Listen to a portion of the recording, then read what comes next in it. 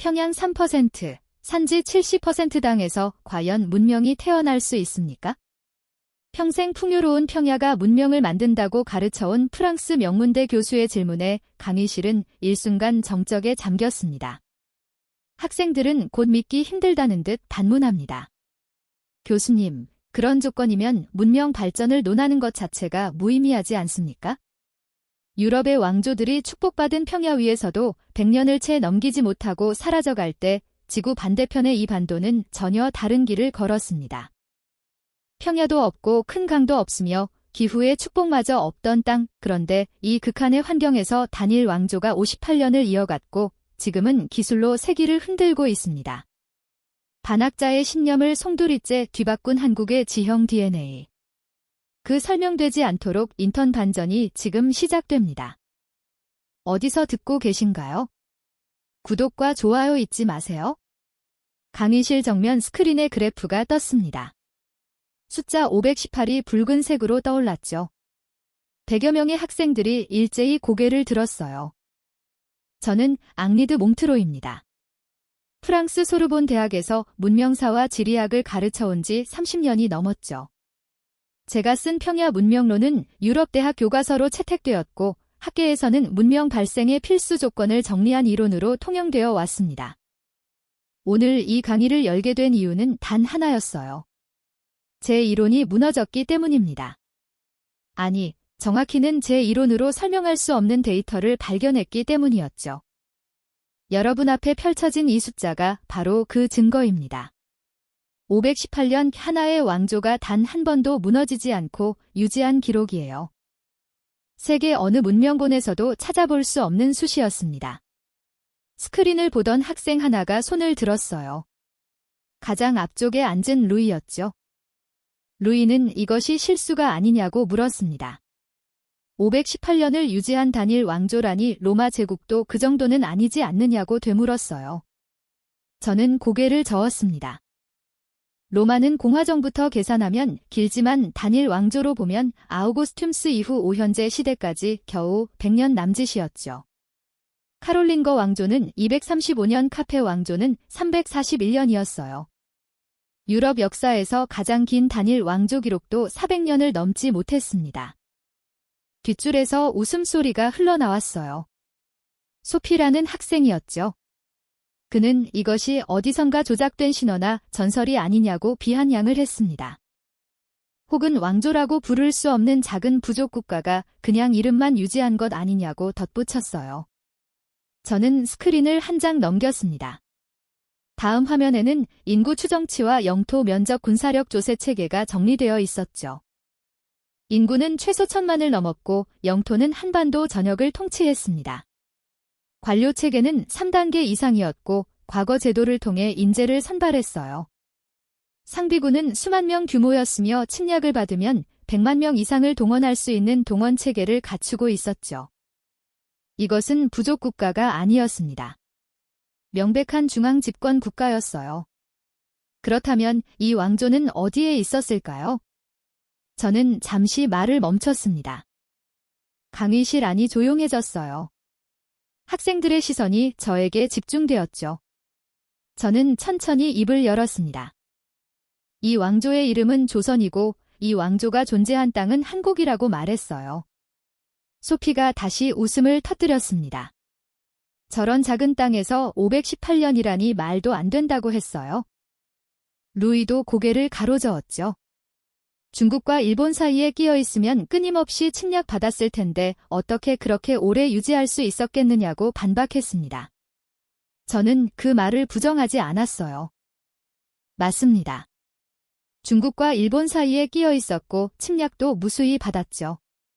그런데도 518년을 유지했습니다. 저는 다시 그래프를 띄웠어요. 유럽 주요 왕조들의 평균 수명과 비교한 도표였죠. 프랑스 왕조들 평균 80년, 영국 왕조들 평균 120년, 신성로마 제국 왕조들 평균 60년이었습니다. 조선 518년이라는 숫자는 그 어떤 수치보다 압도적으로 길었어요. 제가 30년간 주장해온 문명론은 간단했습니다. 문명은 평야에서 발생하고 큰 단을 끼고 발전하며 교역로가 연결되어야 지속된다는 것이었죠. 산악지역은 문명 발생에 불리하고 반도국가는 외침에 취약하며 대륙과 바다 사이에 끼인 땅은 언제나 강대국의 침략 대상이 되어 왔다고 가르쳤습니다. 제1호는 메소포타미아, 이집트, 중국, 인더스 문명을 완벽하게 설명했어요. 그리스와 로마의 흥망도 이 공시간에서 해서 가능했죠. 그런데 이 데이터는 그 모든 이론을 정면으로 부정하고 있었습니다. 저는 스크린을 다시 한번 바라보았어요. 518이라는 숫자가 여전히 붉게 빛나고 있었죠. 강의실은 여전히 옹성거렸습니다. 저는 조용히 말했어요.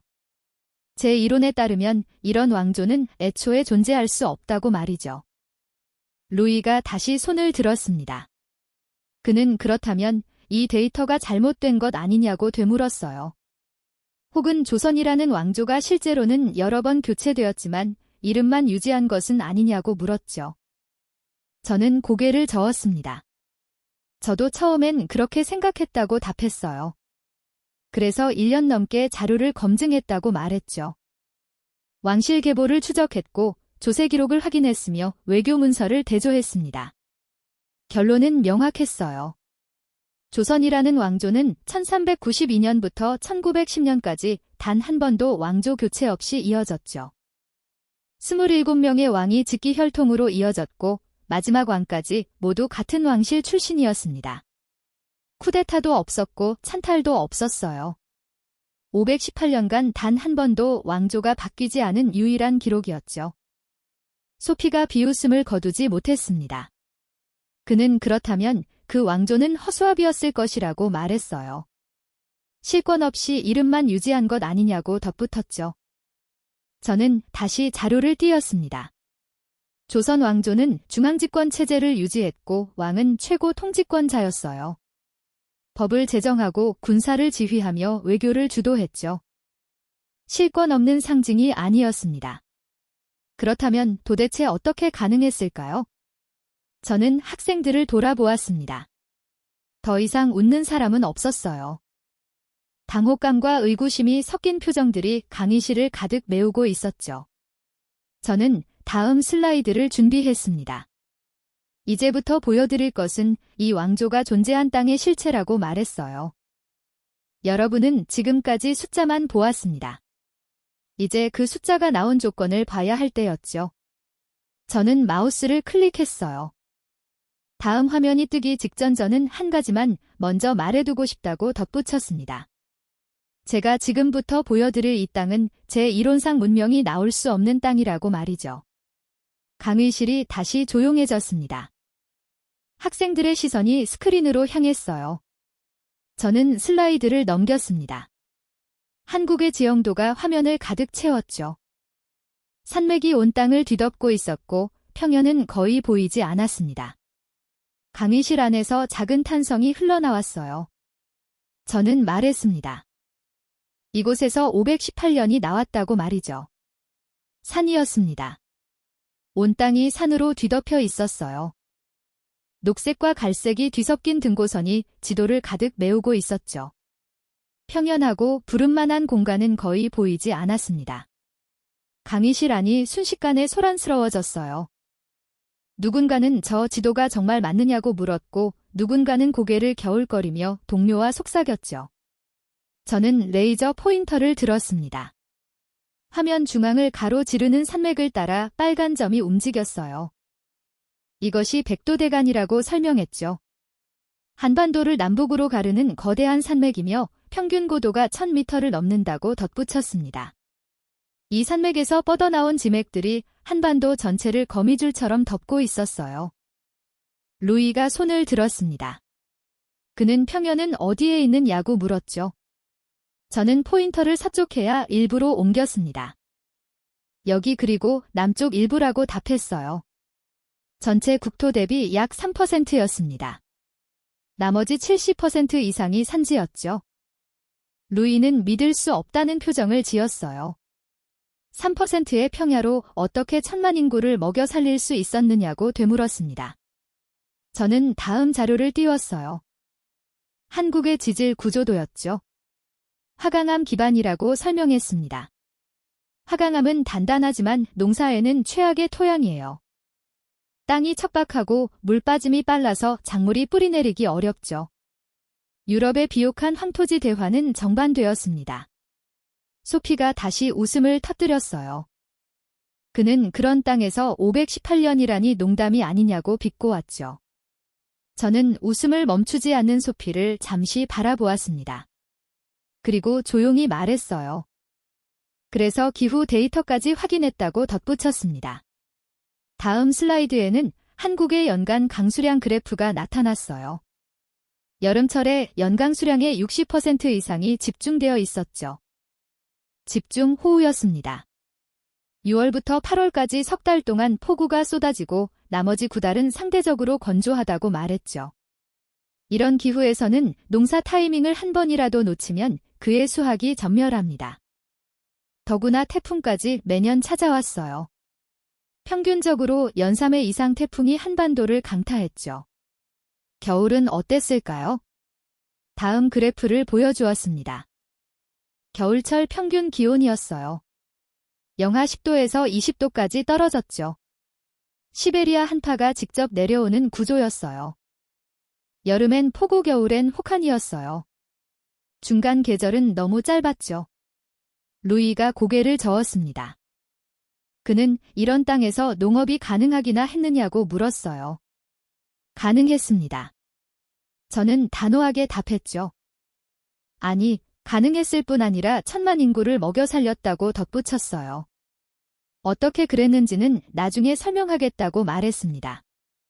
지금은 일단 이 땅의 조건만 봐달라고 요청했죠. 강의실이 조용해졌어요.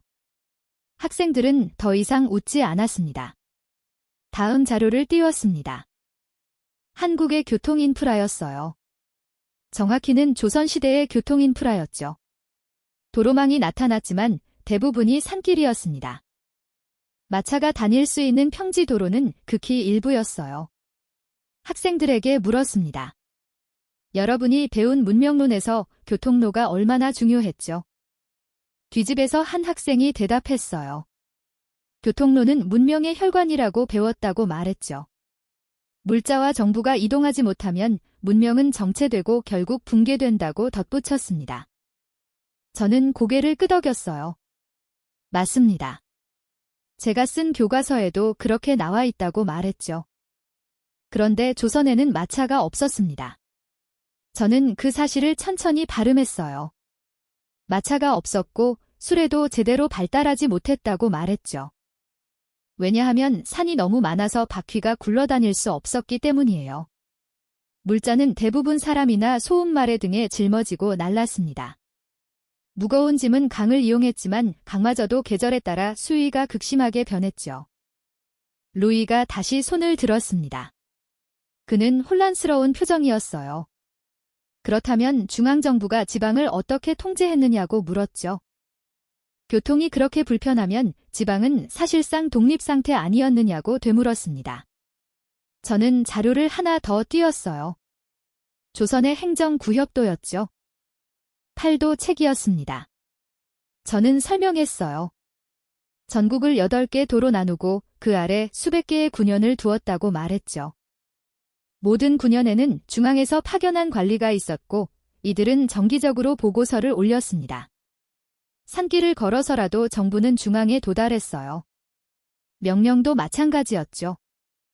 중앙의 명령이 산길을 타고 전국으로 퍼져나갔습니다. 소피가 말했어요.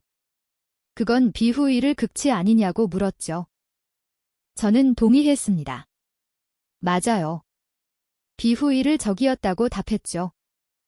유럽 기준으로 보면 말도 안 되게 비후일을 적이었다고 덧붙였어요. 그런데도 518년을 유지했습니다.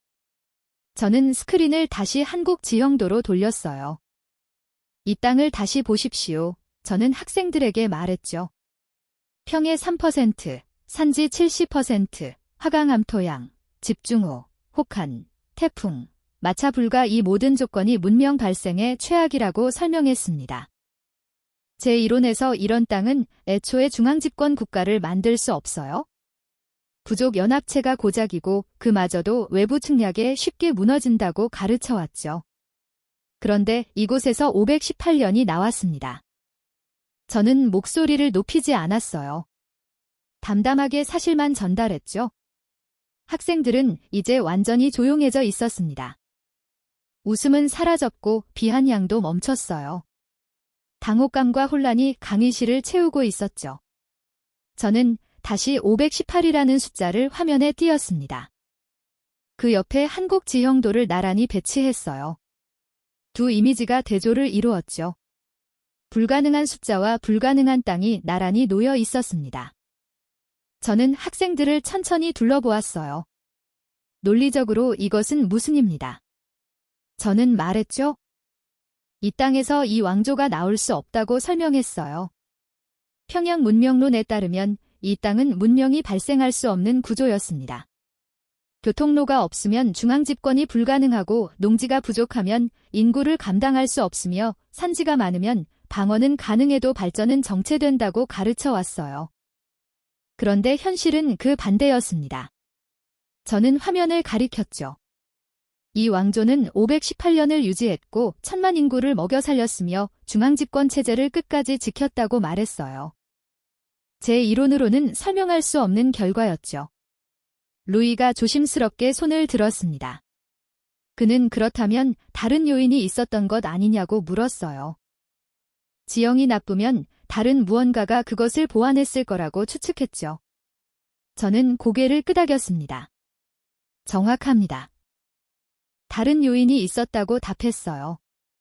그리고 그 요인을 찾는 과정에서 제 이론이 무너졌다고 덧붙였죠. 강의실이 숨을 죽였습니다. 저는 잠시 말을 멈췄어요. 학생들의 표정이 달라져 있었죠. 처음에 오만 남은 살았습니다. 대신 진지함이 자리 잡았습니다. 저는 다음 슬라이드를 준비했어요. 이제부터 보여드릴 것은 이 땅이 어떻게 518년을 만들어냈는지에 대한 이야기입니다. 저는 말했죠. 일단 여러분이 예상하는 방식과는 전혀 다를 거라고 경고했어요. 이 땅은 문명에 유리한 조건을 갖춘 게 아니었습니다. 오히려 최악의 조건이 역설적으로 생존을 보장했죠. 저는 마우스를 클릭했습니다. 다음 장으로 넘어갈 준비가 되었어요. 학생들도 자세를 고치 앉았죠. 저는 마지막으로 한 문장을 덧붙였습니다. 이 왕조는 문명이 나올 수 없는 땅에서 나왔다고 말이죠. 그리고 그것이 바로 생존의 비결이었다고 덧붙였어요. 생존의 비결은 역설에서 시작되었습니다. 저는 새로운 지도를 띄웠어요. 한반도를 둘러싼 주변 국가들의 지도였죠. 서쪽에는 중국, 북쪽에는 만족, 동쪽 바다 넘어 있는 일본이 있었습니다. 세 개의 거대한 세력권 사이에 한반도가 끼어 있었어요. 저는 학생들에게 물었습니다. 이런 위치에 있는 나라가 오래 버틸 수 있을 것 같으냐고 말이죠. 루이가 고개를 저었어요. 불가능하다고 답했습니다. 끊임없이 침략받을 수밖에 없는 위치라고 덧붙였죠. 저는 고개를 끄덕였습니다. 맞아요. 실제로도 끊임없이 침략받았다고 말했어요. 다음 슬라이드에는 조선이 겪은 주요 침략 기록이 나타났습니다. 1592년 임진왜란, 1597년 정유재란, 1627년 정류호란, 1636년 병자호란이 나열되어 있었어요. 일본과 중국 세력이 번갈아가며 한반도를 공격했죠. 그 중에서도 가장 파괴적이었던 것은 임진왜란이었습니다. 저는 임진왜란의 규모를 설명했어요.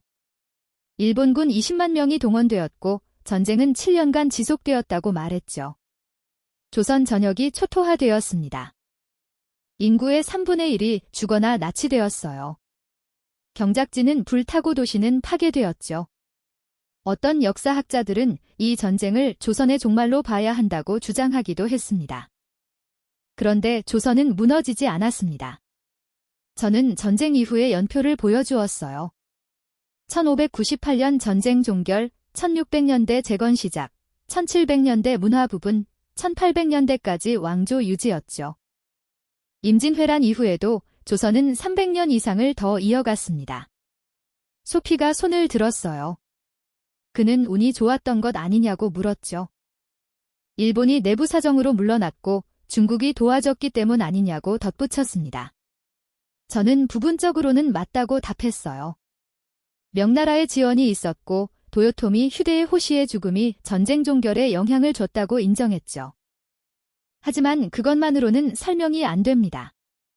저는 다른 사례를 보여주었어요. 병장호란테의 기록이었죠. 1636년 청나라 신반대군이 한반도를 침방했습니다. 조선은 항복했고 왕은 청황제에게 무릎을 꿇었어요. 치욕적인 패배였죠. 그런데 청나라는 조선을 병합하지 않았습니다. 저는 그 이유를 설명했어요. 청나라는 조선을 정복할 수는 있었지만 통치할 수는 없었다고 말했죠. 이 땅의 지형이 문제였습니다. 산이 너무 많아서 군대를 주둔시키기도 보급로를 유지하기도 어려웠어요. 저는 다시 한반도 지형도를 띄었습니다. 이번에는 삼획의 높이를 3D로 표현한 지도였어요. 백도대간이 거대한 벽처럼 솟아있었고 그 옆으로 뻗어나간 지맥들이 땅을 조각조각 나누고 있었죠. 저는 레이저 포인터를 움직이며 설명했습니다. 이 산맥은 자연적인 방어선이었습니다. 저는 말했어요. 평야에서 전투가 벌어지면 숫자가 많은 쪽이 이기지만 산악지형에서는 다르다고 설명했죠. 좁은 계곡과 험한 고갯길은 대군의 이동을 막았습니다. 보급로가 길어지면 침략군은 굶주리게 되어 있었어요. 루이가 질문했습니다. 그렇다면 몽골군은 어땠느냐고 물었죠. 몽골은 유라시아 전역을 정복했는데 한반도만 예외였느냐고 되물었어요. 저는 슬라이드를 하나 더 추가했습니다. 13세기 몽골의 고려 침공 기록이었어요. 몽골은 6차례나 고려를 침공했습니다. 저는 설명했죠. 1231년부터 1259년까지 약 30년간 계속된 전쟁이었다고 덧붙였어요. 몽골군은 평야지대를 점령했지만 산악지대까지 완전히 장악하지는 못했습니다. 고려는 강화도로 수도를 옮기고 한전했죠. 결국 몽골은 고려를 복속시켰지만 직접 통치하지 않았습니다. 저는 그 이유를 분석했어요. 몽골의 기마전술은 평야에서는 무조개였지만 산악지형에서는 효용이 떨어졌다고 설명했죠. 말이 오를 수 없는 산길이 너무 많았고 보급로가 너무 길었습니다. 소피가 다시 말했어요. 그래도 결국 몽골에 복속되지 않았느냐고 반박했죠. 저는 고개를 끄덕였습니다. 맞아요, 복속되었다고 인정했어요.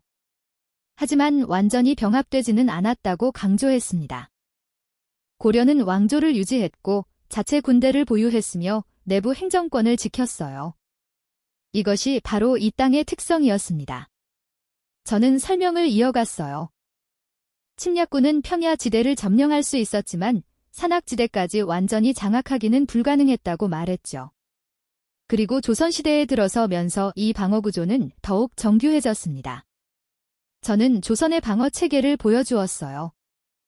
북쪽 국경을 따라 배치된 선곽들, 주요 교통로마다 세워진 산선들, 해안을 따라 늘어서는 봉수대들이 지도 위에 표시되어 있었죠. 이것은 단순한 요새가 아니었습니다. 산악지형을 최대한 활용한 종심방어 체계였어요. 루이가 간단하는 표정을 지었습니다. 그는 이것이 정말 효과적이었느냐고 물었어요. 저는 인증회란의 사례를 다시 들었습니다. 일본군이 초반에 빠르게 복진했지만 산악지대에서 의병의 저항에 부딪혔다고 설명했죠. 평야에서는 일본군이 강했지만 산에서는 조선군이 유리했어요. 가장 대표적인 사례가 행주 대첩이었습니다. 저는 전투 기록을 보여주었어요. 펜주산성에서 조선군 3,000명이 일본군 3만 명을 막하는 전투였죠. 산성이라는 지형적 이임과 조선군의 화포가 결합하여 대승을 거두었습니다. 소피가 말했어요. 그래도 그건 한두 번의 전투일 뿐이고 전체적으로는 패배한 건 아니냐고 지적했죠. 저는 그 말을 부정하지 않았습니다. 맞아요. 전쟁 자체는 엄청난 피해를 입었다고 인정했어요. 하지만 중요한 건 왕조가 무너지지 않았다는 사실이라고 강조했죠. 유럽의 사례와 비교해보겠습니다. 저는 다른 자료를 띄웠어요. 비슷한 시기 유럽에서 벌어진 전쟁들의 결과였죠. 30년 전쟁, 나폴레옹 전쟁, 여러 왕조 교체 사건들이 나열되어 있었습니다. 대부분의 경우 큰 전쟁 이후에는 왕조가 교체되거나 국가가 분열되었어요. 조선은 달랐습니다. 저는 비교 분석을 제시했죠. 인증외란처럼 파괴적인 전쟁을 겪고도 왕조가 유지된 사례는 드물다고 설명했어요. 그 이유 중 하나가 바로 이 지형이었습니다. 살해 왕조를 지켜준 것이죠. 루이가 조심스럽게 말했습니다. 그렇다면 이 지형이 결과적으로는 유리했던 것 아니냐고 물었어요. 살해 방어에 도움이 되었다면 문명 발생에 불리한 조건이 아니라 유리한 조건이었던 것 아니냐고 반박했죠. 저는 고개를 저었습니다. 그건 반만 맞는 이야기라고 답했어요. 사는 방어에는 유리했지만 발전에는 불리했다고 설명했죠.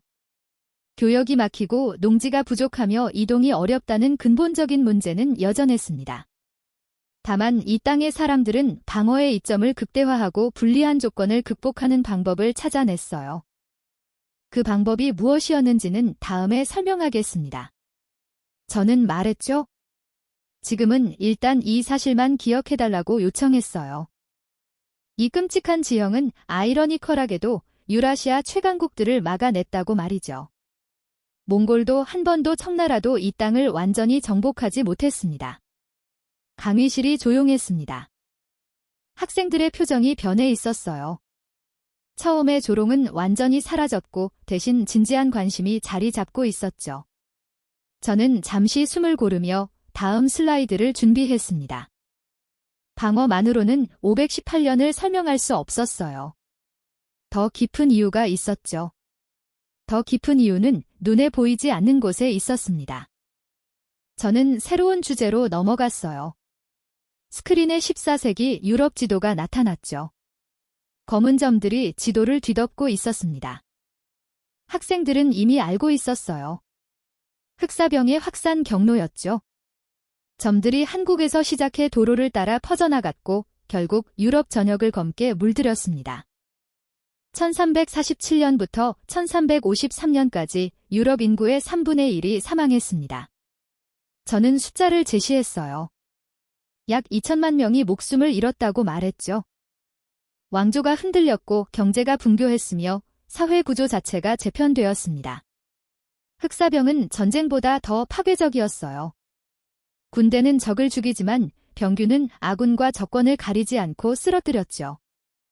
왕도, 귀족도, 평민도 똑같이 죽어갔습니다. 프랑스만 봐도 그랬습니다. 저는 덧붙였어요. 파리 인구가 절반으로 줄었고 농촌은 텅 비었으며 경작지는 황무지가 되었다고 설명했죠.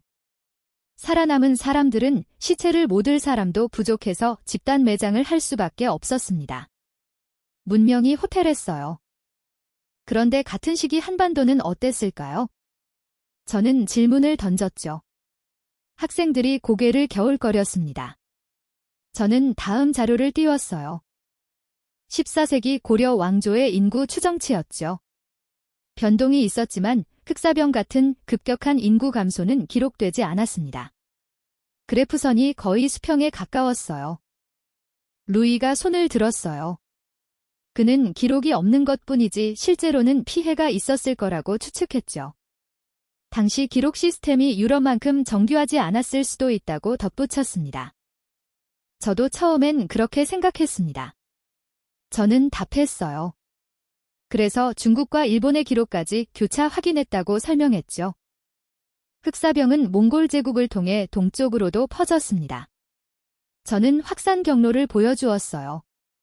실크로드를 따라 중앙아시아를 거쳐 중국으로 들어갔고 중국에서도 상당한 피해가 있었어요. 원나라 말기의 혼란 중 일부는 전염병 때문이었다는 학설도 있었죠. 일본에서도 전염병 기록이 남아 있었습니다. 그런데 한반도만 유독 피해가 적었습니다. 왜였을까요? 저는 한반도의 지형을 다시 띄었습니다. 이번에는 교역로에 초점을 맞춘 지도였어요. 육로는 산으로 막혀 있었고 해로는 계절풍과 해류의 영향을 받았죠. 중국과 일본 사이에 있었지만 교역로는 제한적이었습니다. 한국도 많지 않았고 대규모 선단이 정기적으로 드나드는 구조가 아니었어요. 변규는 사람과 함께 이동합니다. 저는 설명했어요. 교역로가 발달한 곳일수록 전염병이 빠르게 퍼진다고 덧붙였죠. 유럽이 그랬습니다. 이탈리아 항구 도시들에서 시작된 흑사병은 교역로를 따라 순식간에 유럽 전역으로 퍼졌어요. 중국도 마찬가지였죠. 대운하와 실크로드를 따라 변균이 이동했고 인구 밀집 지역에서 급속히 확산되었습니다. 한반도는 달랐습니다. 산악지형 때문에 육로 교역이 제한되었고 해안은 험난한 조류와 암초 때문에 대규모 교역에 불리했어요. 이것은 경제적으로는 분명히 불리한 조건이었습니다. 물자가 빠르게 이동하지 못했고 정보 교환도 늘렸죠. 하지만 역설적으로 이것이 변균의 유입을 막는 자연 장벽이 되었습니다. 소피가 조심스럽게 질문했습니다. 그렇다면 완전히 고립되어 있었다는 뜻이냐고 물었어요. 저는 고개를 저었습니다. 고립은 아니었다고 답했죠. 교역은 분명히 있었지만 그 규모와 속도가 제한적이었다고 설명했습니다. 이것이 중요한 차이였어요. 완전 고립이 아니라 선별적 유입이었죠. 저는 비유를 들었습니다. 문을 완전히 닫으면 아무것도 들어오지 않지만 발전도 멈춘다고 말했어요. 북한을 보면 알 수 있죠? 반대로 문을 활짝 열면 무엇이든 들어오지만 나쁜 것도 함께 들어온다고 덧붙였습니다. 한반도는 그 중간 어딘가에 있었어요. 필요한 것은 받아들이들 위험한 것은 자연스럽게 걸러지는 구조였습니다. 일종의 천연 필터였죠. 변균만이 아니었습니다. 저는 다음 주제로 넘어갔어요. 기후가 또 다른 방역 장치였다고 설명했죠. 한반도의 겨울은 혹독했습니다. 시베리아 한파가 직접 내려왔고 영하 10도는 예사였으며 영하 20도까지 떨어지는 날도 많았어요. 여름은 무더웠지만 겨울은 얼어붙었죠. 많은 병원균은 추위에 약합니다. 저는 자료를 보여주었어요. 패스트균은 영하 10도 이하에서 활동이 급격히 둔화되고 콜레라균은 거의 사멸한다고 설명했죠. 말라리아를 옮기는 모기도 겨울에는 활동하지 못했습니다. 혹한이 자연적인 소독제 역할을 한 거예요. 여름철 집중호우도 마찬가지였습니다.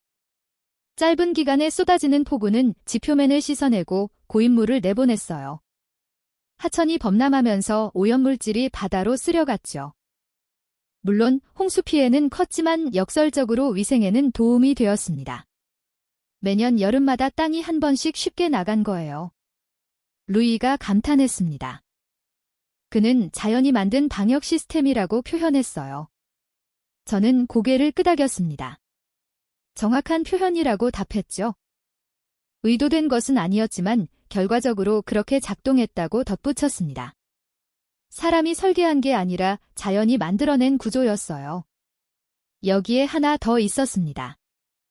저는 지하수 구조를 설명했어요. 한반도는 화가강 기반이라 지하수가 깊은 곳에 있었다고 말했죠.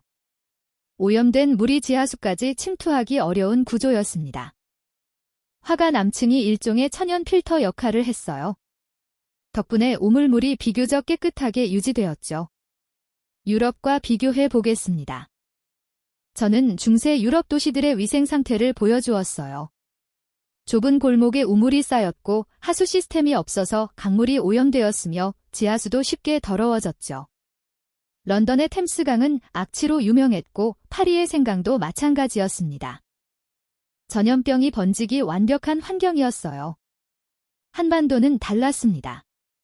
인구 밀도가 상대적으로 낮았고 산으로 나민 지역들은 서로 자연스럽게 격리되어 있었어요. 한 지역에서 전염병이 발생해도 산맥이 확산을 막았죠. 백두대간을 넘어 병이 퍼지기는 쉽지 않았습니다. 이것도 의도된 방역이 아니라 지형의 자연스러운 결과였어요. 소피가 말했습니다. 그렇다면 이 땅은 생존에 최적화된 곳이었다는 뜻 아니냐고 반박했어요. 방어에 유리하고 병균도 많고 자연이 보호해준 땅이었다면 오히려 축복받은 곳 아니냐고 물었죠.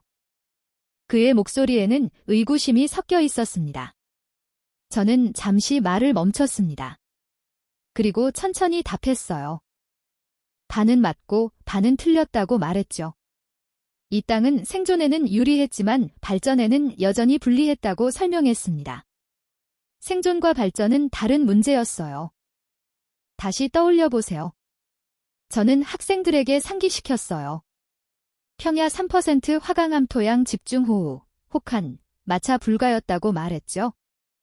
이런 조건에서 1000만 인구를 먹여 살리는 것은 여전히 불가능에 가까웠습니다.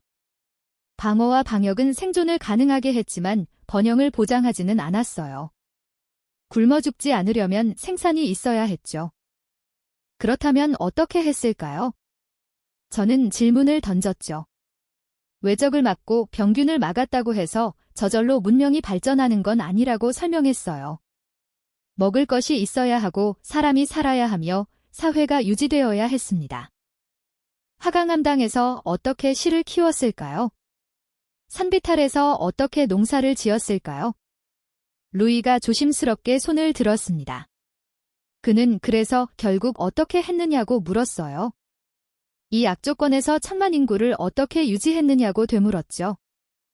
강의실 전체가 그 질문에 집중했습니다. 저는 리수를 지었습니다. 그것이 바로 다음에 설명할 내용이라고 답했어요. 외적도 막고 질병도 막았지만 그것만으로는 충분하지 않았습니다. 저는 정리했어요.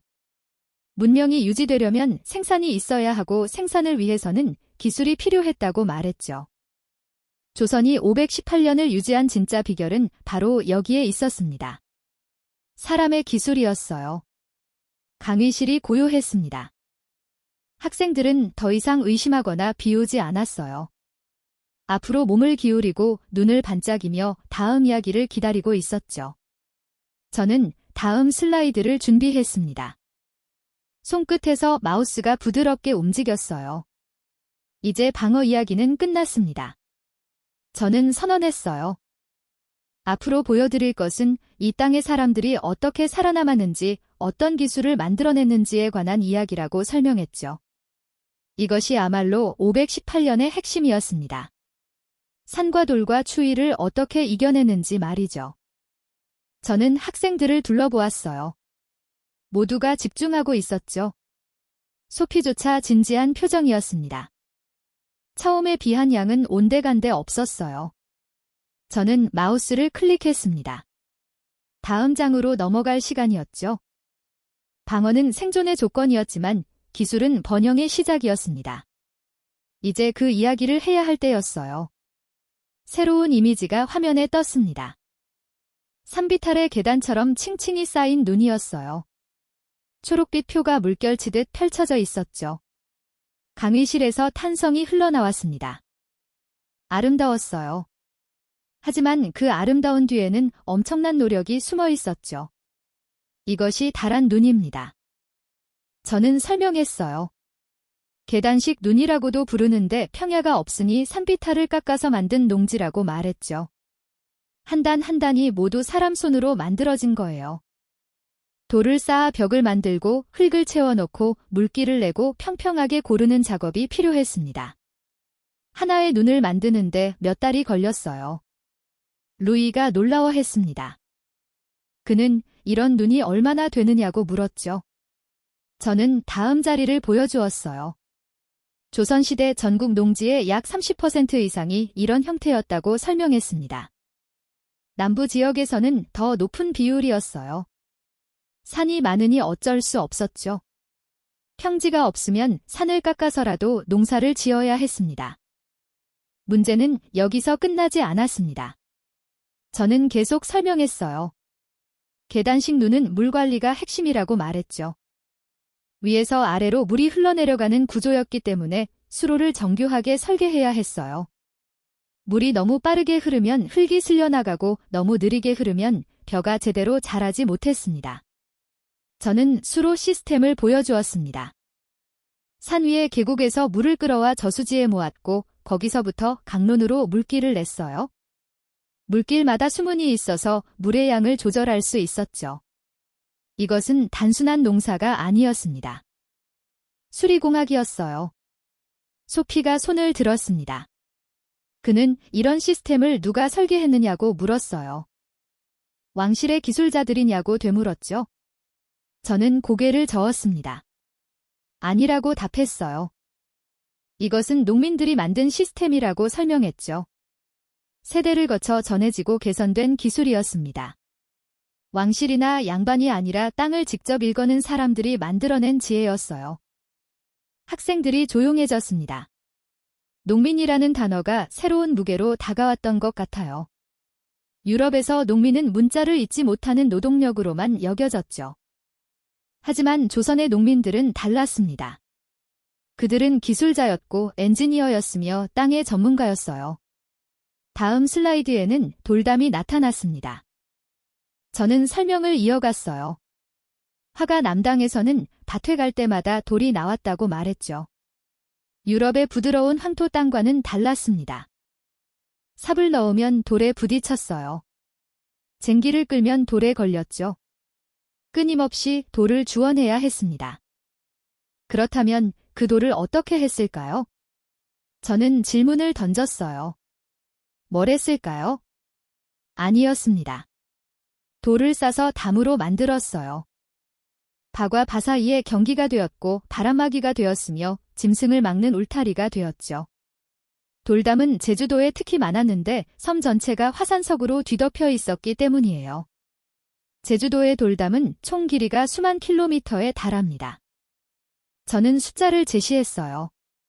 지구 한 바퀴를 돌고도 남는 길이라고 덧붙였죠. 이 모든 게 사람 손으로 쌓아 올린 거예요. 농사를 지으려면 돌을 치워야 했고 치운 돌은 다시 쓸모 있는 것으로 만들어야 했습니다. 낭비할 여유가 없었죠. 루이가 말했습니다. 이것은 생존이 아니라 창조라고 표현했어요. 저는 고개를 끄덕였습니다. 맞아요, 창조였다고 동의했죠. 불리한 조건을 견디는 게 아니라 적극적으로 활용한 거라고 설명했습니다. 돌이 많으면 돌로 만들고 산이 많으면 산을 이용하고 물이 부족하면 물길을 만들었어요. 저수지 이야기도 해야겠습니다. 저는 다음 자료를 띄웠어요. 조선시대에는 전국에 수천 개의 저수지가 있었다고 설명했죠. 집중호우가 내리는 여름에 물을 모아두었다가 가뭄이 올 때 사용했습니다. 이것도 농민들이 공동으로 만들고 관리한 시설이었어요. 저수지를 만드는 일은 개인이 할 수 없었습니다. 저는 강조했어요. 마을 전체가 힘을 모아야 가능한 일이었다고 덧붙였죠. 땀을 싹 후 수로를 파고 유지보수를 하는 모든 과정이 협력으로 이루어졌습니다. 이것이 바로 두레였어요. 두레는 공동노동 조직이었습니다. 저는 설명했죠. 농번기에 마을 사람들이 함께 모여 일하는 시스템이라고 말했어요. 한 집의 논을 모두가 함께 메고 다음 날은 다른 집의 논을 메고 이렇게 돌아가며 일했죠. 혼자서는 할 수 없는 일도 함께하면 가능했습니다. 품앗이도 비슷했습니다. 일순이 부족한 집이 있으면 이웃이 와서 도왔고 나중에 그 집이 어려울 때 다시 도움을 받았어요. 계산하지 않았습니다. 서로 돕는 게 당연했죠. 생존이 걸린 문제였으니까요. 혼자서는 살 수 없는 땅이었습니다. 소피가 감탄했습니다. 그는 이것이 사회적 자본이라고 표현했어요. 경제학에서 배운 개념이라고 덧붙였죠. 저는 리수를 지었습니다. 정확한 지적이라고 답했어요. 신뢰와 협력이 없으면 이 땅에서는 살아남을 수 없었다고 설명했습니다. 그래서 공동체가 강했어요. 저는 주제를 바꿨어요. 영하 20도의 혹한을 어떻게 견뎠을까요? 유럽에서는 난로를 피웠죠. 벽난로에 장작을 태우고 그 앞에 모여 앉았습니다. 하지만 열효율이 낮았어요. 연기는 많이 나고 따뜻한 곳은 벽난로 바로 앞뿐이었죠. 조선에서는 온도를 사용했습니다.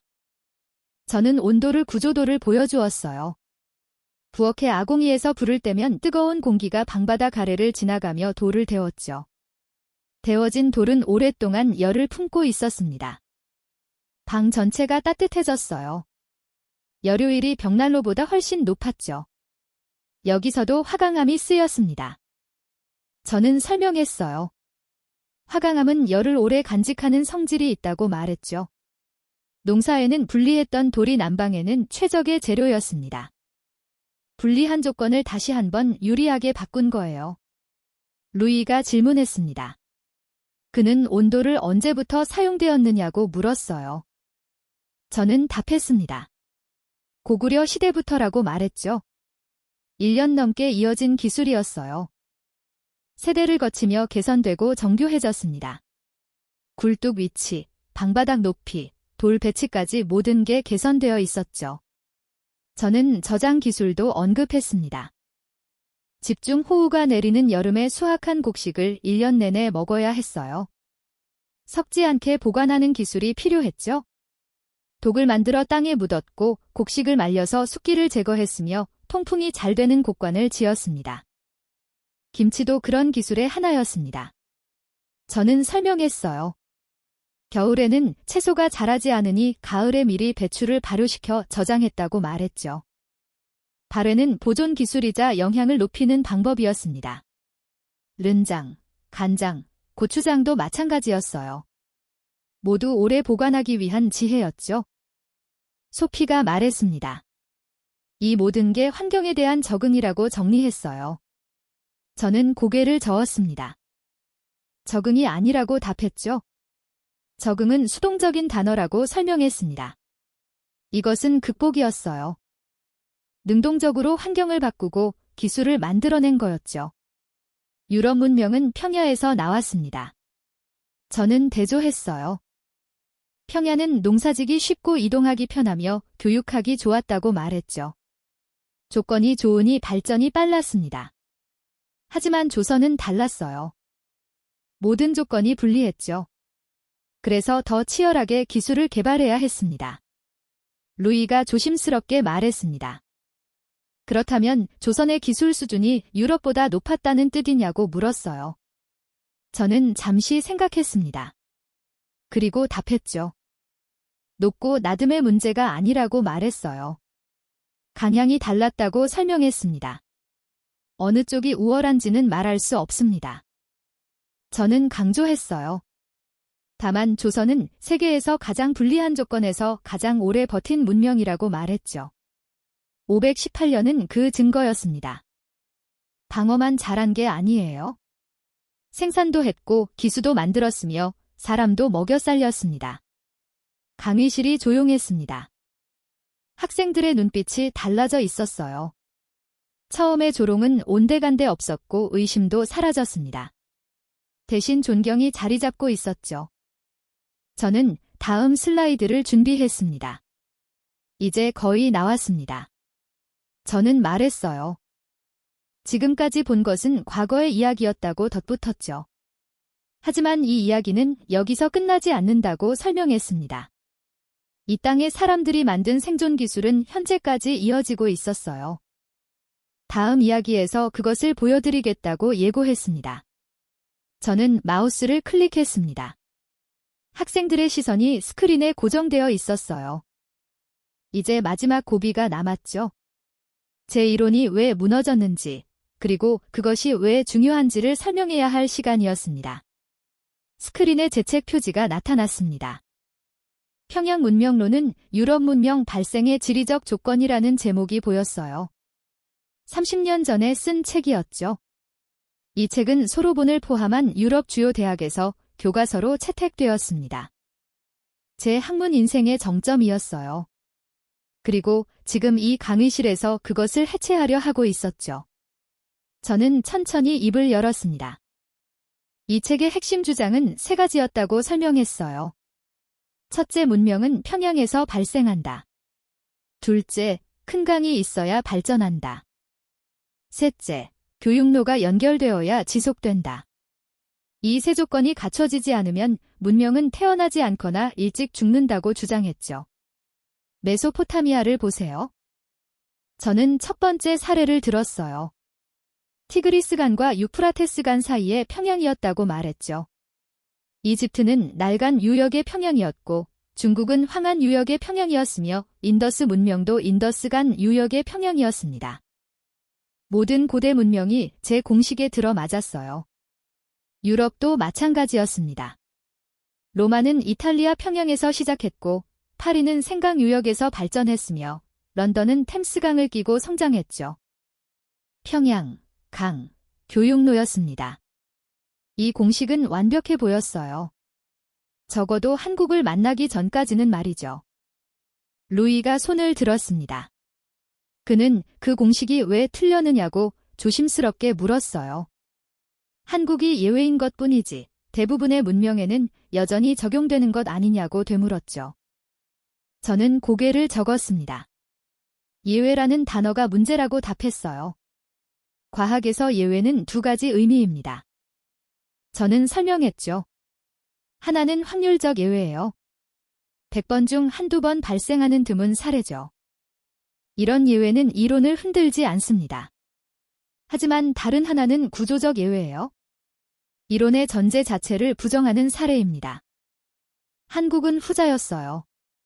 제 이론은 이렇게 말합니다. 저는 정리했어요. 평야가 없으면 대규모 농업이 불가능하고 대규모 농업이 없으면 인구 증가가 없으며 인구 증가가 없으면 문명이 발생하지 않는다고 말이죠. 그런데 한국은 평야가 3%밖에 없었고 그럼에도 1000만 인구를 유지했으며 518년 왕조를 만들었습니다. 제 이론은 또 이렇게 말합니다. 강이 없으면 물자 이동이 불가능하고 물자 이동이 없으면 교역이 정체되며 교역이 정체되면 문명이 쇠퇴해야 한다고 말이죠. 그런데 한국은 큰 강이 없었고 산악지형으로 교역이 제한되었으며 그럼에도 500년 넘게 왕조를 유지했습니다. 소피가 말했습니다. 그렇다면 교수님의 이론에 뭔가 빠진 게 있다는 뜻이냐고 물었어요. 저는 잠시 침묵했습니다. 그리고 천천히 답했죠. 빠진 게 아니라고 말했어요. 근본부터 틀렸다고 고백했습니다. 제 이론은 조건을 문명의 원인으로 봤습니다. 저는 해부를 시작했어요. 평야라는 조건이 있으면 문명이 나온다고 생각했다고 말했죠. 좋은 땅이 좋은 결과를 만든다고 믿었습니다. 이것은 결정론이었어요. 환경이 인간을 결정한다는 사고방식이었죠. 그런데 한국은 그 반대였습니다. 최악의 조건에서 최상의 결과가 나왔어요. 평야가 없는데 농업이 발전했고 강이 없는데 교역이 이어졌으며 산이 많은데 통치가 유지되었습니다. 이것은 조건이 아니라 능력의 문제였어요. 루이가 말했습니다. 그렇다면 인간의 의지가 환경보다 중요하다는 뜻이냐고 해석했어요. 저는 미소를 지었습니다. 거의 맞지만 정확하지는 않다고 답했죠. 의지만으로는 부족하다고 설명했습니다. 의지를 기술로 바꾸는 능력이 핵심이라고 강조했어요. 한국이 보여준 것은 세 가지였습니다. 저는 정리했어요. 첫째, 불리한 조건을 방어 수단으로 전환하는 능력이었어요.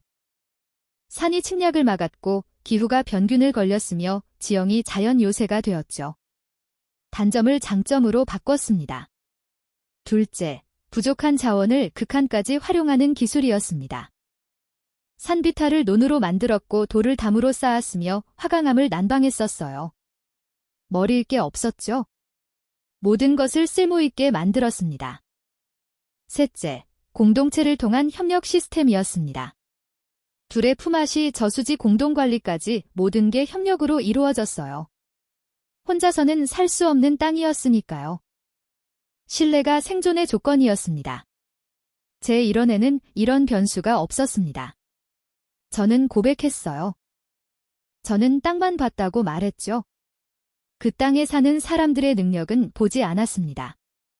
평야가 있으면 저절로 문명이 나온다고 생각했어요. 하지만 그게 아니었습니다. 평야는 쉬운 조건일 뿐이고 진짜 문명은 어려운 조건을 극복하는 능력에서 나왔어요. 소피가 조심스럽게 말했습니다. 그렇다면 교수님의 30년 연구가 모두 틀렸다는 뜻이냐고 물었어요. 강의실이 조용해졌습니다. 학생들이 제 대답을 기다리고 있었죠. 저는 깊게 숨을 들이쉬었습니다. 모두 틀렸다고 말할 수는 없습니다. 저는 답했어요. 제1원에는 쉬운 조건에서 문명이 어떻게 나오는지는 잘 설명한다고 인정했죠. 평야, 강, 교육로가 있으면 발전이 빠릅니다. 그건 사실이에요. 하지만 그것이 필수 조건은 아니었습니다. 충분 조건도 아니었어요. 필요 충분 조건이 아니라 가속 조건이었던 거죠. 저는 정리했어요. 좋은 땅은 문명을 빠르게 만들지만 나쁜 땅이라고 문명을 못 만드는 건 아니라고 설명했습니다. 다만 더 오래 걸리고 더 힘들며 더 치열할 뿐이에요. 루이가 질문했습니다. 그렇다면 왜 유럽은 평야 문명만 발달했느냐고 물었어요. 산악지대에서도 문명이 나올 수 있었는데 왜 나오지 않았느냐고 되물었죠. 저는 고개를 끄덕였습니다. 좋은 질문이라고 답했어요. 두 가지 이유가 있습니다. 저는 설명했죠. 첫째, 필요가 없었어요. 유럽에는 평야가 충분했습니다. 굳이 산을 깎아서 농사질 이유가 없었죠. 쉬운 길이 있는데 어려운 길을 갈 사람은 없습니다. 둘째, 선택의 여지가 있었어요. 한 지역이 살기 힘들면 다른 곳으로 이동하면 됐죠. 유럽은 넓었고 이동이 자유로웠으며 새로운 땅을 찾을 수 있었습니다. 하지만 한반도는 달랐어요. 반도라는 구조상 갈 곳이 없었죠. 북쪽은 대륙 세력이 막고 있었고 세명이 바다였습니다. 도망칠 수 없으니 버텨야 했습니다. 저는 강조했어요. 이것이 결정적 차이라고 설명했죠. 유럽 문명은 확장의 문명이었고 한국 문명은 생존의 문명이었습니다. 유럽은 밖으로 나갔고 한국은 안에서 버텼어요. 소피가 말했습니다. 그렇다면 어느 쪽이 더 우수한 문명이냐고 물었어요. 저는 고개를 저었습니다. 우열의 문제가 아니라고 답했죠. 방향의 차이라고 설명했습니다. 유럽은 정복의 기술을 발전시켰고 한국은 극복의 기술을 발전시켰어요. 하지만 한 가지는 분명합니다. 저는 덧붙였어요. 518년을 유지한 단일 왕조는 인류 역사상 한국뿐이라고 강조했죠. 이것은 기록이고 사실이며 부정할 수 없는 성취입니다. 제 이론이 이것을 설명하지 못한다면 틀린 건 한국이 아니라 제 이론이에요. 강의실이 정적에 휩싸였습니다. 아무도 말하지 않았어요. 학생들은 저를 바라보고 있었죠. 어떤 이는 놀란 표정이었고 어떤 이는 생각에 잠긴 표정이었습니다. 소피는 고개를 숙이고 있었어요. 저는 마지막 슬라이드를 준비했습니다. 한국이 제 이론을 박살낸 게 아닙니다. 저는 말했어요. 제 이론이 현실을 설명하지 못했을 뿐이라고 고백했죠. 학자는 현실에 맞춰 이론을 고쳐야 하는데 저는 30년간 이론의 현실을 끼워 맞추려 했습니다. 그것이 제 잘못이었어요. 이제 마지막 이야기가 남았습니다. 저는 예고했어요.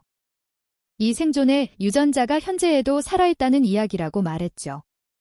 518년의 왕조는 끝났지만 그 정신은 계속되고 있었습니다. 다음 장에서 그것을 보여드리겠다고 약속했어요. 저는 학생들을 둘러보았습니다. 모두가 진지한 표정이었어요. 저는 마우스를 클릭했습니다. 다음으로 넘어갈 시간이었죠. 스크린에 현대한국의 야경이 떴습니다. 서울의 불빛이 강을 따라 빛나고 있었어요. 고층 빌딩들이 밤하늘을 찌르고 도로에는 자동차 불빛이 흐르고 있었죠. 이것이 100년 전 조선이 있던 바로 그 자리였습니다. 강의실에서 작은 탄성이 흘러나왔어요. 1970년 조선 왕조가 무너졌습니다. 저는 설명을 시작했어요. 518년에 왕조가 끝났다고 말했죠. 일본에 병합되었고 왕실은 사라졌으며 나라는 식민지가 되었습니다. 그 후 36년간 아무 끼웠어요. 독립했을 때는 1945년이었고 곧바로 전쟁이 터졌죠. 한국 전쟁은 3년간 지속되었습니다. 전국도가 폐허가 되었고 수백만 명이 죽었으며 산업시설은 모두 파괴되었어요. 1953년 전쟁이 끝났을 때 한국은 세계 최빈국이었습니다. 1인당 국민소득이 $67였어요. 아프리카 최빈국보다 낮았죠. 루이가 놀라워했습니다. 그는 정말이냐고 물었어요. 67달러라니 믿기지 않는다고 덧붙였죠. 저는 고개를 끄덕였습니다. 사실이라고 답했어요. 당시 국제사회는 한국을 희망 없는 나라로 봤다고 설명했죠. 산업도 없고 자원도 없으며 전쟁으로 모든 게 파괴된 땅이었습니다. 그런데 지금은 어떻습니까? 저는 질문을 던졌어요. 다음 슬라이드를 띄웠습니다. 2024년 한국의 경제 지표가 나타났죠. 1인당 국민소득 35,000달러, 세계 12권 경제 규모 수출 간국 기술 선진국이었습니다. 67달러에서 35,000달러까지 70년이 걸렸습니다. 저는 숫자를 강조했어요. 인류 역사상 가장 빠른 경제 성장이라고 덧붙였죠. 독일도, 일본도, 중국도 이보다 느렸습니다. 어떻게 가능했을까요? 저는 첫 번째 사례를 보여주었습니다. 반도 채웠어요. 한국은 현재 세계 반도체 시장의 핵심 국가라고 설명했죠. 삼성과 SK 하이닉스가 메모리 반도체 시장의 70% 이상을 장악하고 있었습니다. 스마트폰, 컴퓨터, 서버에 들어가는 칩의 대부분이 한국산이었어요. 소피가 손을 들었습니다. 그는 반도체가 생존과 무슨 관계냐고 물었어요. 저는 리수를 지었습니다. 관계가 있다고 답했죠. 깊은 관계라고 덧붙였습니다. 반도체는 정밀 기술의 극치입니다. 저는 설명했어요. 나노모미터 단위로 회로를 새기고 먼지 하나 없는 환경에서 생산하며 공정마다 완벽을 요구한다고 말했죠. 조금이라도 틀리면 전체가 불량품이 됩니다. 실수가 용납되지 않는 기술이에요. 이것은 계단식 논과 같습니다. 저는 연결했어요. 산비탈을 깎아 논을 만들 때도 마찬가지였다고 설명했죠. 한 단이라도 잘못 만들면 물이 새고 흙이 쓸려 내려가며 한 해 농사가 망가졌습니다. 완벽해야 했어요. 생존이 걸린 문제였으니까요. 정밀함은 생존에서 배운 겁니다. 저는 강조했어요. 화강암당에서 농사짓기, 집중호속에서 물길 관리하기, 혹한에서 온도를 만들기, 모든 게 정밀해야 가능한 일이었다고 말했죠. 실수하면 죽었습니다. 세대를 거쳐 그 DNA가 새겨졌어요. 루이가 고개를 끄덕였습니다. 그는 이해했다는 표정이었어요. 하지만 여전히 의문이 남아있다는 얼굴이었죠. 저는 두 번째 사례로 넘어갔습니다. 조선업이었어요. 한국은 세계 조선 산업 1위 국가입니다. 저는 자료를 보여주었어요. 전 세계 선박의 40% 이상이 한국에서 만들어진다고 설명했죠. 특히 LNG 운반선, 컨테이너선, 초대형 유조선 같은 고부가 가치 선박은 한국이 독보적이었습니다. 여기서도 같은 DNA가 보입니다. 저는 말했어요. 배를 만드는 일은 협력의 예술이라고 설명했죠. 수천 기의 부품이 정확히 맞아 떨어져야 하고 수백 명의 기술자가 호흡을 맞춰야 하며 하나의 실수도 전체를 망가뜨립니다. 이것은 두려워 같습니다. 저는 연결했어요. 저수지를 만들 때도 수로를 팔 때도 마을 전체가 협력해야 했다고 말했죠. 한 사람이라도 빠지면 일이 안 됐습니다. 신뢰와 협력이 생존의 조건이었어요. 그 시스템이 현대 산업으로 이어졌습니다. 소피가 조심스럽게 말했습니다. 그렇다면 우연이 아니라 필연이라는 뜻이냐고 물었어요. 한국이 이런 산업에서 강한 게 과거의 생존 방식 때문이라는 뜻이냐고 되물었죠. 저는 고개를 끄덕였습니다. 그렇다고 답했어요. 세 번째 사례를 보겠습니다. 저는 다음 슬라이드를 띄웠어요. K방산이라는 제목이 나타났죠. 최근 몇 년간 한국의 무기 수출이 급증했다고 설명했습니다. 전차, 자주폭, 전투기, 잠수함까지 다양한 무기가 유럽, 중동, 아시아로 팔려나갔어요. 루이가 놀라워했습니다. 그는 한국이 무기 수출국인지 몰랐다고 말했어요. 저는 웃었습니다. 많은 사람이 모른다고 답했죠. 하지만 현재 한국은 세계 11권 무기 수출국이라고 설명했습니다. 여기서도 같은 패턴이 보입니다. 저는 분석했어요. 한국 무기의 특징은 3가지라고 정리했죠. 첫째, 가성비였습니다. 성능은 서구 무기와 비슷하지만 가격은 훨씬 썼어요. 둘째, 빠른 납기였습니다. 주문하면 빠르게 만들어 보냈죠. 셋째, 유지 보수가 쉬웠습니다. 고장이 적고 관리가 편했어요. 이것도 생존에서 나왔습니다. 저는 강조했어요. 자원이 부족하니 효율을 극대화해야 했고 시간이 없으니 빠르게 움직여야 했으며 여유가 없으니 고장나면 안 됐다고 설명했죠. 518년간 그렇게 살아왔습니다. 그 방식이 산업으로 이어졌어요. 루이가 말했습니다. 그렇다면 한국의 모든 성공이 과거에서 온 것이냐고 질문했어요. 저는 잠시 생각했습니다. 그리고 답했죠. 모든 것은 아니지만 상당 부분은 그렇다고 말했어요. 문화도 마찬가지입니다. 저는 주제를 확장했어요. K-팝, K-드라마가 세계적으로 인기를 끄는 이유도 비슷하다고 설명했죠. 완성도가 높고 디테일이 살아있으며 감정선이 정교합니다. 이것도 정밀함의 DNA예요. 교육도 그렇습니다. 한국의 교육열은 세계적으로 유명하다고 덧붙였어요. 부모들이 자녀 교육에 목숨을 건다고 표현했죠. 왜 그럴까요? 생존 때문입니다. 매워야 살아남는다는 믿음이 뿌리 깊게 박혀 있어요. 소피가 감탄했습니다. 그는 이 모든 게 518년의 유산이라고 정리했어요. 저는 고개를 끄덕였습니다. 맞다고 답했죠. 왕주는 사라졌지만 생존 방식은 남았다고 설명했습니다. DNA는 쉽게 사라지지 않아요. 하지만 여기서 중요한 질문이 남습니다. 저는 말했어요. 이 DNA가 계속 유효할까요? 과거의 생존 방식이 미래에도 통할까요? 저는 그렇다고 봅니다. 왜냐하면 세상은 여전히 경쟁이고 경쟁에서는 효율과 정밀함과 협력이 승리하기 때문이에요. 루이가 조심스럽게 물었습니다. 그렇다면 다른 나라들도 배울 수 있지 않느냐고 말했어요. 한국의 방식을 따라하면 되는 것 아니냐고 되물었죠. 저는 고개를 저었습니다. 배울 수는 있지만 따라하기는 어렵습니다. 저는 답했어요. 이것은 교과서로 배우는 게 아니라 체험으로 체화되는 거라고 설명했죠. 518년간 불리한 조건에서 버텨온 경험이 DNA의 세계 증거입니다. 몇 년 배운다고 따라잡을 수 있는 게 아니에요. 강의실이 조용했습니다. 학생들은 완전히 몰입해 있었어요. 아무도 움직이지 않았고 아무도 말하지 않았죠. 저는 잠시 숨을 고르고 마지막 슬라이드를 준비했습니다. 이 독한 생존 본능이 지금의 기술 국가를 만들었습니다. 저는 정리했어요.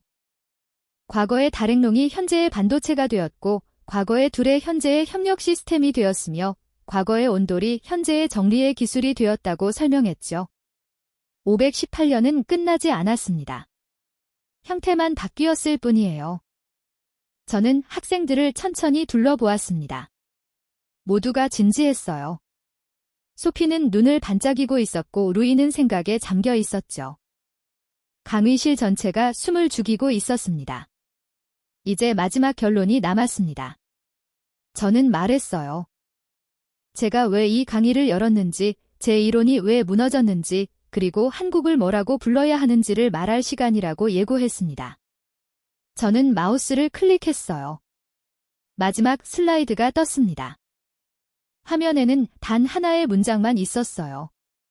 환경을 정복한 문명이라는 문구가 검은 바탕에 흰 글씨로 떠올랐죠. 강의실이 숨을 죽였습니다.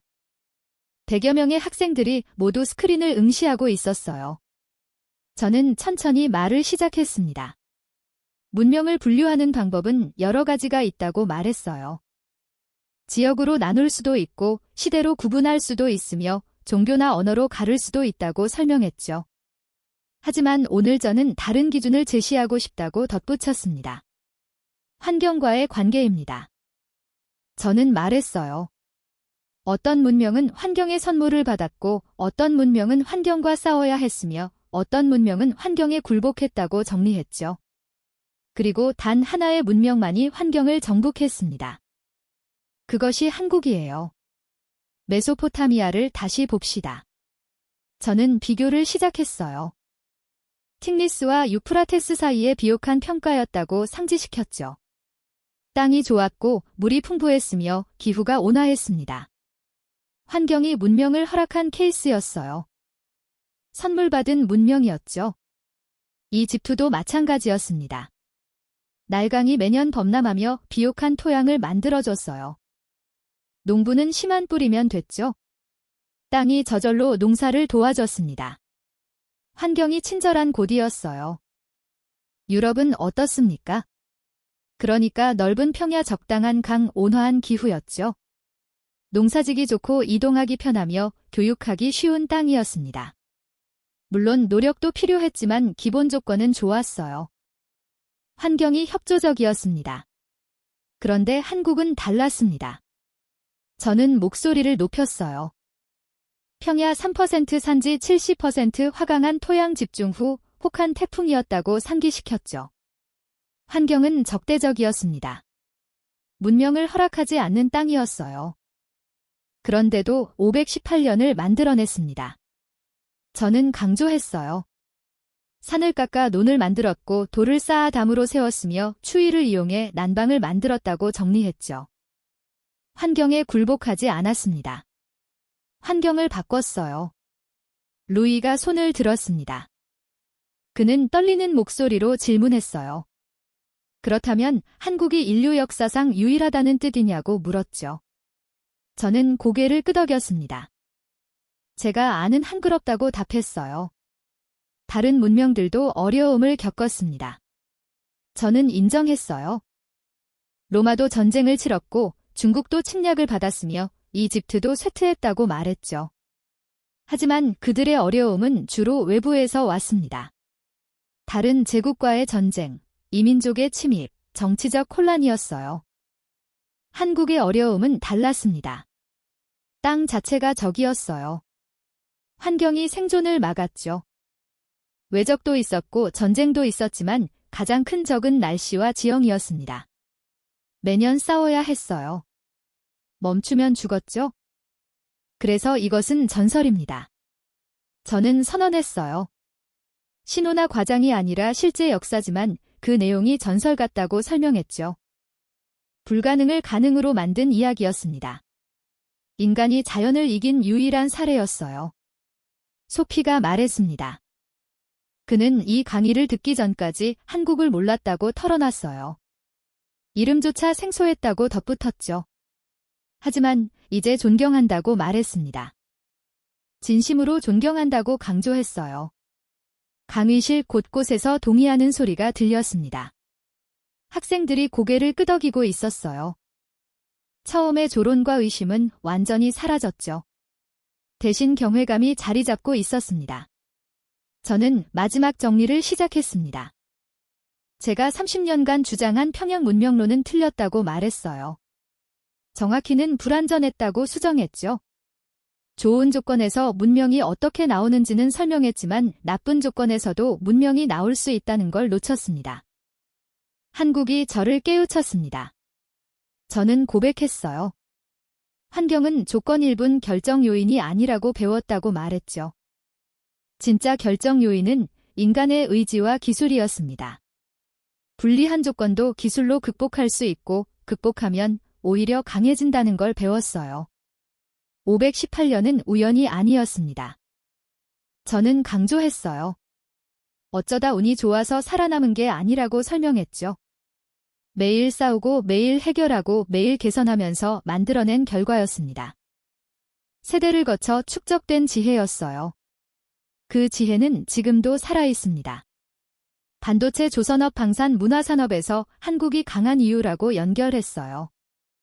과거의 생존 DNA가 현재의 기술로 이어졌다고 설명했죠.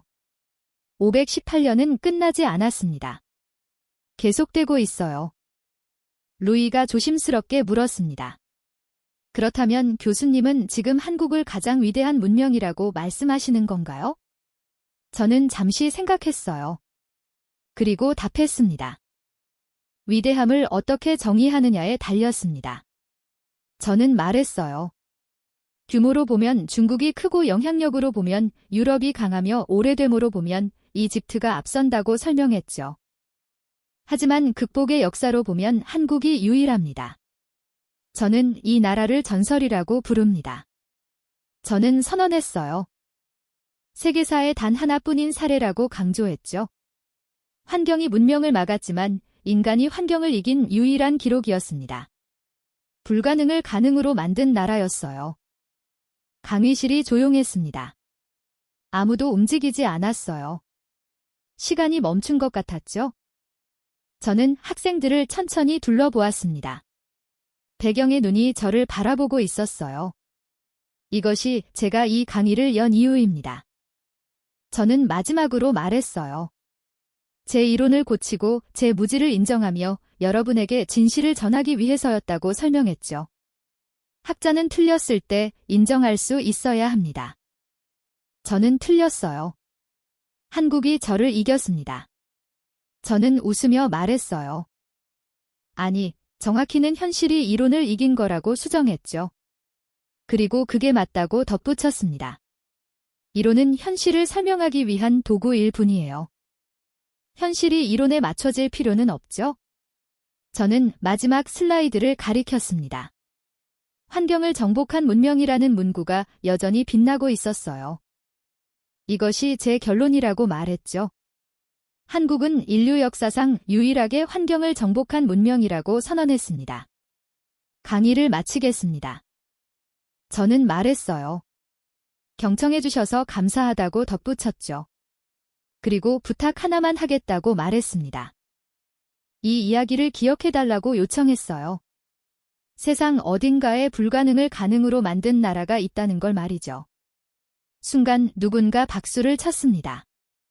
한 명이 일어섰고 곧 다른 학생들도 따라 일어섰어요. 강의실 전체가 길이 박수를 보내고 있었죠. 소피도 루이도 모든 학생이 박수를 치고 있었습니다. 저는 깊게 숨을 들이쉬었습니다. 가슴이 뜨거워졌어요. 30년을 바친 이론이 무너졌지만 지금 이 순간이 더 소중했습니다. 진실을 인정하는 것, 그것이 학자의 길이었으니까요. 박수 소리가 강의실을 가득 채웠습니다. 저는 고개를 숙여 인사했어요. 감사했습니다. 학생들에게도 한국에게도 그리고 진실을 마주할 용기를 준 지난 1년에게도 말이죠. 화면의 문구가 천천히 사라졌습니다. 강의실 불이 켜졌어요. 학생들은 여전히 박수를 치고 있었죠. 저는 마지막으로 한 번 더 말했습니다. 한국은 전설입니다. 기억해 주세요.